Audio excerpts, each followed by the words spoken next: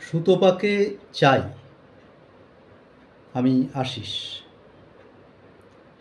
কাকলি বলেছে সুতপাকে নিয়ে আরও কিছু কবিতা আমার লেখা উচিত। এভাবে বলেনি, সে বলেছে সুতপাকে চাই।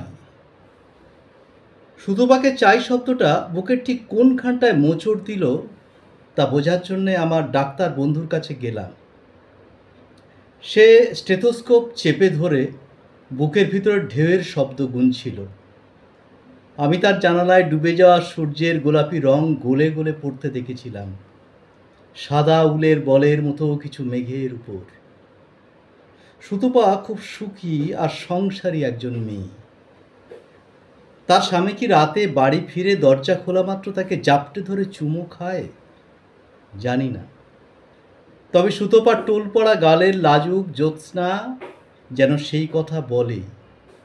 ও সুখী মেয়ে, তোমার ভালো হোক। তুমি মাধবীলতার মতো তোমার সংসারের বেড়ায় লতিয়ে থাকো। আমি পথ চলতি কবি, হয়তো তোমাকে কবিতায় ধরব নির্ভীক দু চারবার। তার বেশি স্পর্ধা আমার নেই। যতই বলুক কাকলি, সুতপাকে চাই। আমার বন্ধু বলল, তোর একজন সাইকোলজিস্টের পরামর্শ নেওয়া উচিত। আমি তাকে বললাম, আমি তো সুতপাকে ভালোবাসিনি, কষ্টও পাই না তার জন্যে, রাত জাগি না তাকে ভেবে, তাহলে কেন এই শাস্তি আমার? সে বলল, তোর অবচেতনকে তুই ধরতে পারছিস না। আমি বুকের প্রান্তিক প্ল্যাটফর্মে সুতপার জন্য তোকে বসে থাকতে দেখলাম।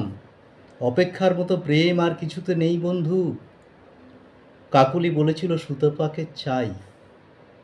আমি বুঝলাম এই মধ্য বয়সে এসে আমি আবার একটা ভুল করে বসেছি, সুতপাকে চেয়ে।